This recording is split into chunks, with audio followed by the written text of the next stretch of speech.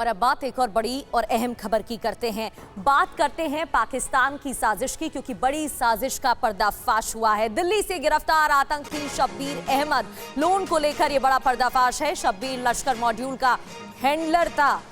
शब्बीर बांग्लादेश से ऑपरेट कर रहा था इस हैंडल को। तो शब्बीर लश्कर मॉड्यूल का हैंडलर बताया जा रहा है, पूरे सिंडिकेट को हैंडल कर रहा था और सीधे लश्कर चीफ हाफिज सईद और आतंकी सरगना जकी और रहमान लखवी के संपर्क में भी था। तो साजिश रची जा रही थी, जिसके बारे में बड़ा पर्दाफाश हुआ है। हाफिज सईद के भी संपर्क में था और एक एक जानकारी दे रहा था।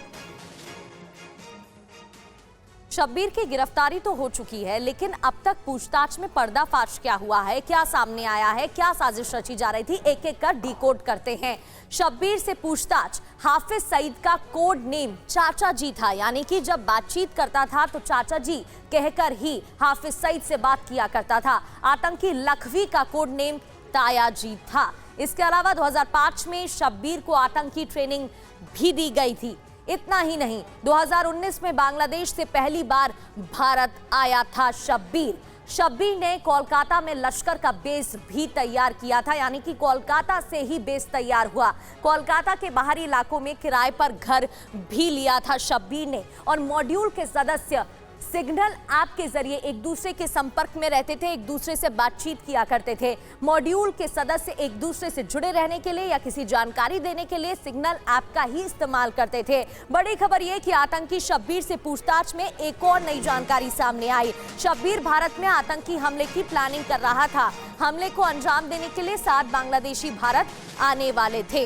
और अब बड़ी बात यह है कि शब्बीर हाफिज सईद के संपर्क में था, इस मॉड्यूल को ऑपरेट कर रहा था, कोलकाता के बाहरी इलाकों में किराए पर घर लिया हुआ था। मॉड्यूल के सदस्य से सिग्नल ऐप के जरिए बात किया करता था।